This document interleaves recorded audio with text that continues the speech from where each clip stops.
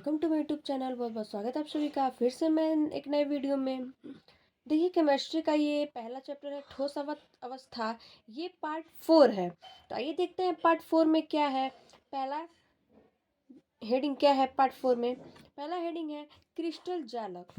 आइए देखते हैं क्रिस्टल जालक क्या है। आदर्श क्रिस्टल में अवयवी कण अणु परमाणु आयन नियमित ज्यामितीय अवस्था में रहते हैं। मतलब बोला है कि एक कोई आदर्श क्रिस्टल में इसमें अणु परमाणु और आयन क्या होता है? नियमित मतलब निश्चित आकार में होते हैं। इसकी कोई निश्चित होते हैं, ये कहीं इधर उधर नहीं होते हैं। इसकी ज्यामिति क्या होती है? अवस्था होती है। परंतु जब इस अवस्था में परिवर्तन होता है, मतलब जब ये किसी अवस्था में मतलब चेंज होता है, परिवर्तन होता है, तो क्रिस्टल में दोष उत्पन्न हो जाते हैं। मतलब कि ये क्रिस्टल में क्या होता है? उत्पन्न हो जाता है, दोष उत्पन्न हो जाता है, जिन्हें क्रिस्टल दोष कहते हैं। इसको क्या बोलते हैं हम लोग? फिर इसको क्या बोलते हैं? क्रिस्टल दोष कहते हैं। ये देखते हैं क्या है, ये दो प्रकार के, तीन प्रकार के होते हैं, दो प्रकार के।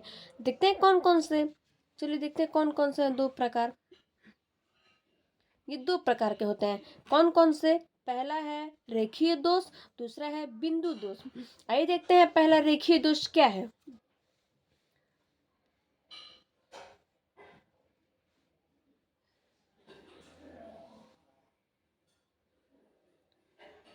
देखते हैं दोस्तों, पहला क्या है? रेखीय दोष। रेखीय दोष में क्या है? जब जालक बिंदुओं की पूर्ण पंक्तियों की अवस्था में अनियमित या विचलन के कारण जो दोष उत्पन्न करते हैं। बोला है कि कोई जालक बिंदु की पूर्ण पंक्तियों मतलब पूर्ण कोई पंक्ति की व्यवस्था मतलब अवस्था में अनियमित या विचलन के कारण, मतलब कि ये अनियमित होता है और ये विचलन नहीं होते इसके, तो यह दोष उत्पन्न, मतलब कोई ये भी रेखीय दोष क्या है? ये उत्पन्न करता है। क्या? कोई दोष उत्पन्न करता है, इसी को क्या बोलते हैं? रेखीय दोष कहते हैं। आइए देखते हैं दूसरा क्या है, बिंदु दोष। देखते हैं दोस्तों बिंदु दोष क्या है। जब किसी क्रिस्टलीय पदार्थ में एक बिंदु या परमाणु के चारों ओर अवस्था में अनियमितता या विचलन के कारण जो दोष उत्पन्न। बोला है कि जब किसी क्रिस्टल मतलब कोई क्रिस्टल पदार्थ में बिंदु का क्या होता है? परमाणु के चारों मतलब चारों तरफ इसकी अवस्था क्या होती है? अनियमित मतलब निश्चित होती है। इसी विचलन को क्या बोलते हैं हम लोग? दोष उत्पन्न करता है। तो इस विचलन को क्या बोलते हैं? बिंदु दोष कहते हैं। और देखते हैं बिंदु निम्न प्रकार का, मतलब ये निम्न इसकी प्रकार होती हैं। बिंदु दोष ये कहलाते हैं और ये निम्न प्रकार के होते हैं। चलिए देखते हैं निम्न प्रकार क्या कैसे हैं। अगला हेडिंग क्या है? देखिए अगला हेडिंग है स्टाइक्योमेट्री दोष। इसको हम लोग क्या कहें? रस समीकरण दोष भी कह सकते हैं। तो देखते हैं स्टाइक्योमेट्री दोष क्या है। जिन दोषों के कारण स्टाइक्योमेट्री में कोई परिवर्तन नहीं होता है, मतलब कि ये बोला है कोई भी दोष में स्टाइक्योमेट्री में क्या होता है? परिवर्तन, मतलब कि परिवर्तन ही नहीं होता है। अर्थात वे दोष जिनमें यौगिक में उपस्थित धनायन या ऋणायन का अनुपात यौगिक के अणु सूत्र अनुरूप ही रहता है। बोला है कि इसमें यौगिक क्या होता है? उपस्थित रहता है। और ये धनायन और ऋणायन में क्या होता है? अनुपात यौगिक के अणु सूत्र अनुरूप मतलब कि जैसे अनुरूप होता है, मतलब कि निश्चित रहता है। उसको हम लोग क्या बोलते हैं? स्टाइक्योमेट्री दोष कहते हैं। और ये कितने प्रकार के हैं? दो प्रकार के। कौन कौन से? पहला सांख्यिकीय दोष और दूसरा फ्रैंकल दोष। तो ये चलिए देखते हैं सांख्यिकीय दोष में क्या है।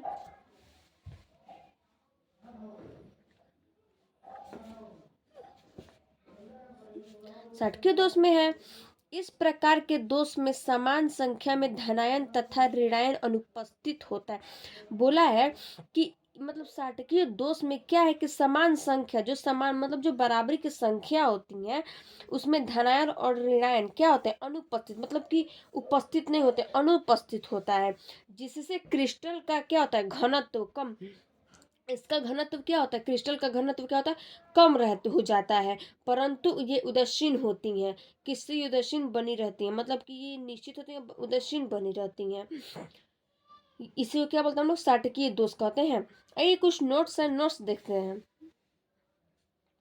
सन 1930 में वैज्ञानिक साटकीय ने बताया कि क्रिस्टल निर्माण के समय कुछ आयन निश्चित स्थान छोड़कर क्रिस्टल जालक से बाहर निकल जाता है।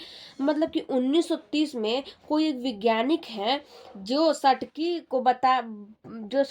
का निर्माण, जो क्रिस्टल निर्माण के समय क्या किए थे, आयन निश्चित, मतलब कि निश्चित किए थे। वही वैज्ञानिक क्या कहते, आयन जो ऋणायन धनायन होता है उसी को क्या बोले थे, आयन को निश्चित छोड़ दिए थे, स्थान उसका एक निश्चित छोड़ करके चले गए थे। उसी क्रिस्टल जालक को क्या कर, और वो क्रिस्टल जालक क्या है, बाहर निकाल जाते हैं। मतलब वही क्रिस्टल जालक को क्या करते हैं, बाहर निकाल देते हैं। तो आइए देखते हैं अगला क्या है, फ्रैंकल दोष। देखते हैं दोस्तों फ्रैंकल दोष क्या है। फ्रैंकल दोष देखते हैं क्या है। फ्रैंकल दोष है, इस प्रकार के दोष में कोई एक आयन अपने जालक बिंदु, बोला है कि कोई एक प्रकार के दोष में कोई एक आयन, मतलब कोई एक आयन है जिसे अपने जालक बिंदु से विस्थापित होकर अंतरा स्थान में चला जाता है। मतलब कि जैसे कोई एक आयन अपने जालक बिंदु है और वो उस विस्थापित होकर क्या करता है, अंतरा स्थान पर चला जाता है, मतलब अपने दूसरे स्थान पे चला जाता है। इस स्थिति में क्रिस्टल का घनत्व परिवर्तन नहीं होता है। मतलब कि ये जो क्रिस्टल का घनत्व होता है वह परिवर्तन नहीं, मतलब कि निश्चित नहीं होता, परिवर्तन नहीं होता, अनुपरिवर्तन होता है। परंतु विद्युत चालकता में वृद्धि हो जाती है। मतलब बोला है कि पर ये विद्युत चालकता की क्या होती है, वृद्धि हो जाती है, मतलब कि बढ़ जाती है, हो जाता है। तो यही दिया है कि कोई एक, इस प्रकार के दोष में कोई एक आयन अपने जालक बिंदु से, मतलब कि इसमें कोई एक जालक बिंदु है, वो विस्थापित नहीं रहती है, वो अंतरा स्थान से क्या होता है, चला जाता है, दूसरे स्थान से चला, अपने स्थान से दूसरे स्थान पे चला जाता है।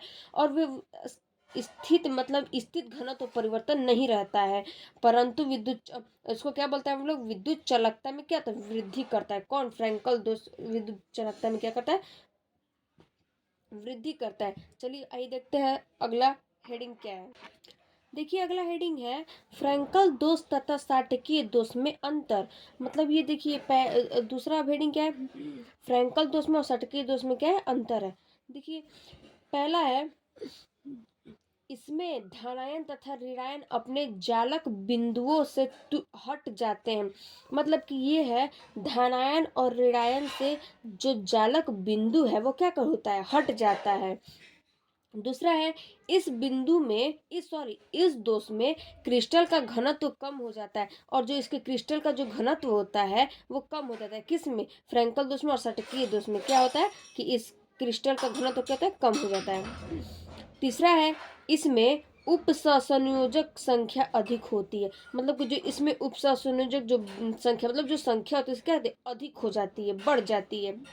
चौथा है, साटकीय दोष यौगिकों में पाया जाता है। मतलब ये साटकीय दोष किस में पाया जाता है, यौगिक में पाया जाता है। यौगिक किस में पाया जाता है, तो साटकीय दोष में पाया जाता है, जिनमें धनायन तथा ऋणायन के आकार समान होते हैं। मतलब जो ये ऋणायन और धनायन है उसके आकार क्या होता है, समान होता है, मतलब कि बराबर होते हैं। तो इसी को क्या, इसी में क्या अंतर बोला है, क्या चीज का अंतर था कि ये फ्रैंकल दोष का और साटकीय दोष का ये अंतर था। आइए देखते हैं अगला क्या है, नान सटकीय दोष। नान सटकीय दोष क्या है दोस्तों, देखते हैं। नान सटकीय दोष, सॉरी नान स्टाइक्योमेट्री दोष। देखते हैं नान स्टाइक्योमेट्री दोष क्या है। देखिए इन क्रिस्टलों में धनायनों एवं ऋणायनों की संख्या निश्चित अनुपात में नहीं होता है। बोला है कि ये इन क्रिस्टल में, मतलब कोई क्रिस्टलों में धनायन और ऋणायन की संख्या क्या होता है, निश्चित अनुपात, मतलब कि निश्चित अनुपात में नहीं रहता है। इनमें धनायनों एवं ऋणायनों की अधिकता होती है। इसमें धनायन का और ऋणायन का क्या होता है, अधिकता होता है। इसको क्या बोलते हैं हम लोग, नॉन स्टोइकियोमेट्री यौगिक कहते हैं। इन्हें बार्थोलाइट यौगिक भी कहते हैं। इसको देखिए, जो नॉन स्टोइकियोमेट्री है उसको हम लोग क्या बोलते हैं, बार्थोलाइट भी कहते हैं, बार्थोलाइट यौगिक भी कहते हैं। यह दो प्रकार के हैं। कौन? नॉन स्टोइकियोमेट्री दो प्रकार के हैं। बस नॉन स्टोइकियोमेट्री में क्या है कि इन क्रिस्टलों में धनायन और जो ऋणायन है इनकी संख्या निश्चित अनुपात में नहीं रहती है, और इनमें धनायन और ऋणायन क्या होता है, अधिक, मतलब कि अधिक रहता है, बढ़ता है। और इसको क्या बोलते हैं हम लोग, नॉन स्टोइकियोमेट्री यौगिक कहते हैं। इन और इसको क्या बोल सकते हैं, तो बार्थोलाइट यौगिक भी कह सकते हैं। यह कितने प्रकार के हैं, यह दोष कितने प्रकार के होते हैं, तो दो प्रकार के होते हैं। तो देखते हैं कौन कौन से हैं दो प्रकार के। देखिए, पहला है धातु अधिकता दोष और दूसरा है धातु निभृतता दोष। तो ये देखते हैं, पहला हेडिंग क्या है, धातु अधिकता दोष। देखते हैं धातु अधिकता दोष क्या है। यह दोष क्रिस्टल जालक में धातु आयन अर्थात धनायन की अधिकता के कारण होता है। मतलब बोला है कि यह दोष, कौन, क्रिस्टल दोष जो है, सॉरी, जो धात्विकता दोष है, धातु अधिकता दोष है, यह क्रिस्टल जालक में क्या है, धातु आयन है, अर्थात धनायन की अधिकता के कारण होता है। मतलब ये किससे होता है, आयन, ये धातु आयन क्रिस्टल जालक किससे होता है, तो धनायन की अधिकता के कारण होता है। आइए देखते हैं अगला हेडिंग क्या है।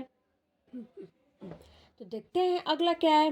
अगला हेडिंग, दूसरा हेडिंग है धातु या धनायन अभाव दोष। मतलब ये देखिए, धातु या धनायन अभाव दोष में क्या है, देखते हैं डेफिनेशन का। इस दोष में धनायन या धातु आयन की संख्या ऋणायनों की तुलना में कम होती है। बोला है कि जो इस दोष में जो धनायन या धातु आयन होते हैं, मतलब कि ये जो दोष में धनायन और जो धातु आयन होते हैं इनकी संख्या क्या है, ऋणायन की तुलना में क्या होता है, कम होता है। ऋणायन की तुलना में क्या होता है, कम होता है। इसी को क्या बोलते हैं, धातु या धनायन अभाव दोष कहते हैं। अगला क्या है हेडिंग, अगला हेडिंग है ठोसों के विद्युतीय गुण। ये देखते हैं अगला, ये क्या है, ठोसों के विद्युतीय गुण क्या है। देखते हैं, ठोसों की चालकता उनकी अभिलाक्षणिक गुण होता है। बोला है कि जो ठोस की चालकता जो होता है वो किसकी गुण में होता है, तो अभिलाक्षणिक गुण में होता है। यह गुण ठोस की आंतरिक संरचना एवं अवयवी कणों में बंधों पर निर्भर करता है।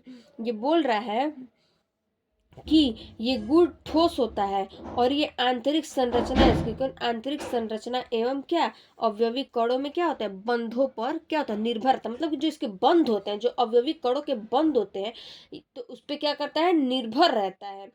उसको विद्युत चालकता के आधार पर ठोसों को तीन भागों में मतलब कि यही जो विद्युत चालकता है उसी के आधार पर क्या है, ये ठोसों को तीन भागों में क्या विभाजित किया गया है। तो मतलब देखिए, बोल रहा है कि ठोसों की चालकता उन्हीं अभिलाक्षणिक गुण होता है। यह गुण ठोसों की आंतरिक संरचना एवं अवयवी कणों में क्या है, बंधों पर निर्भर करता है। और विद्युत चालकता के आधार पर क्या है, ठोसों को तीन भागों में विभाजित किया गया है। किसको, विद्युत चालकता, सॉरी, ठोसों के विद्युतीय गुण के चालकता को कितने भागों में, तो तीन भागों में विभाजित किया गया है। आइए देखते हैं पहला क्या है। पहला है चालक। देखिए चालक क्या है, चालक देखते हैं क्या है, वे पदार्थ जो विद्युत के सुचालक होते हैं। मतलब कि कोई एक पदार्थ है, उसके उसके विद्युत क्या है, चालक होते हैं, सुचालक होते हैं, तथा ताप बढ़ाने पर इनकी चालकता में वृद्धि। मतलब जब इसकी ताप बढ़ती है, किसकी, जब चालक की जब ताप बढ़ती है, चालकता की जब ताप बढ़ती है तो उसमें क्या होता है, वृद्धि आने लगता है। मतलब बढ़ता है तो उसमें वृद्धि दिखाई देने लगता है, डिफरेशन दिखाई देने लगता है, परिवर्तन। इन पदार्थों में मुक्त इलेक्ट्रॉन पाए जाते हैं। मतलब कि जो इसकी इलेक्ट्रॉन है, उस पदार्थ के जो इलेक्ट्रॉन है वो क्या करता है, मुक्त इलेक्ट्रॉन, मतलब कि मुक्त करता है, इलेक्ट्रॉन पाए जाते हैं। इसी को क्या हम लोग बोलते हैं, विद्युत चालकता कहलाते हैं। सभी धातुएं सभी धातुएं विद्युत चालक होती हैं। मतलब जैसे Cu है, एल्युमिनियम है, डब्ल्यू है, टंगस्टन, इसे क्या है, चालक है। मतलब कि जो विद्युत धातु विद्युत क्या है, चालक है ये सब। तो यही चालक क्या बोला है, वे पदार्थ जो विद्युत के सुचालक होते हैं तथा होते हैं तथा ताप बढ़ाने पर इनकी चालकता में क्या होती है, वृद्धि होती है। और इन पदार्थों में मुक्त इलेक्ट्रॉन क्या होते हैं, पाए जाते हैं। विद्युत, इसे क्या कहते हैं हम लोग, विद्युत चालकता कहते हैं। एग्जाम्पल में दिया ही है, Cu, एल्युमिनियम और टंगस्टन 3। चलिए यही देखते हैं अगला क्या है। अगला हेडिंग क्या है, अगला हेडिंग है विद्युत चालक या विद्युत रुधिर। बोला है विद्युत चालक या विद्युत रुधिर में क्या है। देखते हैं, वे पदार्थ जो विद्युत के कुचालक होते हैं। मतलब कोई पदार्थ है उसके विद्युत के क्या है, कुचालक होते हैं। अर्थात इनमें विद्युत धारा प्रवाहित नहीं होती। मतलब जो विद्युत चालक या विद्युत रुधिर है, इसमें विद्युत धारा क्या होता है, प्रवाहित नहीं होता है। मतलब धारा इसमें प्रवाहित नहीं होता है। इसको क्या बोलते हैं, विद्युत कुचालक कहते हैं। मतलब कि कोई पदार्थ है जो विद्युत के कुचालक होता है, ठीक है। और अर्थात इनमें विद्युत धारा क्या होता है, प्रवाहित नहीं होता है। इसमें विद्युत धारा प्रवाहित नहीं करता है। इसको हम लोग क्या बोलते हैं, विद्युत कुचालक कहते हैं। और इन पदार्थों में मुक्त इलेक्ट्रॉन नहीं पाए जाते। मतलब कि जो इसमें पदार्थ है, जो पदार्थ इलेक्ट्रॉन है, वो क्या होता है कि इसमें विद्युत इसमें क्या इलेक्ट्रॉन मुक्त नहीं करता है, नहीं पाया जाता है। मतलब नहीं पाए जाते हैं, मतलब कि नहीं करता है। तो देखिए इसका क्या है एग्जाम्पल, कांच, रबड़ और प्लास्टिक, ये तीन है। कांच, रबड़ और प्लास्टिक, ये लोग तो मुक्त इलेक्ट्रॉन नहीं कर सकते हैं, क्योंकि बिना इलेक्ट्रॉनिक के समान ऐसा है कि मतलब जो इलेक्ट्रॉन क्या करता है, मुक्त कर देता है। इसमें तो नहीं है, कांच, रबड़ में और प्लास्टिक में नहीं है। तो इसको क्या बोलते हैं हम लोग, विद्युत चालक या विद्युत रुधिर कहते हैं। यही देखते हैं अगला हेडिंग क्या है। अगला हेडिंग है अर्धचालक। अर्धचालक, ये लास्ट हेडिंग है, अर्धचालक।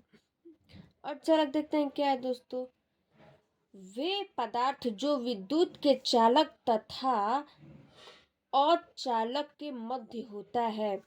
अर्थात वे पदार्थ जो विद्युत के कुचालक होते हैं। बोला है वे कोई पदार्थ है, मतलब वे पदार्थ जो विद्युत के क्या होता है, चालक। मतलब कि ये पदार्थ है जो विद्युत के चालक होता है तथा अचालक, मतलब कि चाल अचालक के, मतलब ये एक होता है कि चालक के मध्य, लेकिन ये अर्धचालक क्या है कि अचालक के मध्य होता है। अर्थात वे पदार्थ जो विद्युत चालक के क्या है, कुचालक होता है। मतलब ये अर्धचालक जो है किसके कुचालक होते हैं, विद्युत के कुचालक होते हैं।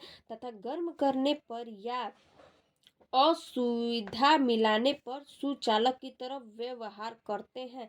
बोला है कि इसको गर्म, अर्धचालक को गर्म करने पर असुविधा मिलाने पर, अशुद्धियां मिलाने पर क्या है, सुचालक की तरह व्यवहार करते हैं। अगर देखिए इसको गर्म करेंगे, अर्धचालक को गर्म करेंगे तो इसमें अशुद्धियां मिलाई जाएंगी, ठीक है। मिलाने पर क्या होगा, सुचालक की तरह क्या होगा व्यवहार, मतलब कि सुचालक की तरह ये हो जाएगा, बन जाएगा। तो इसी को हम लोग क्या बोलते हैं दोस्तों, अर्धचालक कहते हैं। देखते हैं इसका एग्जाम्पल क्या है। इसका एग्जाम्पल है सिलिकॉन, जर्मेनियम, टिटेनियम। तीन है इसका क्या एग्जाम्पल, सिलिकॉन, जर्मेनियम और टिटेनियम। तो यही है, इसी तीनों को अगर हम लोग गर्म करेंगे और इसमें अशुद्धियां मिलाई जाएंगी तो ये क्या करेंगे, सुचालक, कुचालक नहीं, सुचालक की तरह क्या करेंगे, व्यवहार करेंगे। इसी को क्या हम लोग बोलते हैं, अर्धचालक कहते हैं। चलिए थैंक यू, चलिए देखते हैं फिर अगले वीडियो में। Thank you.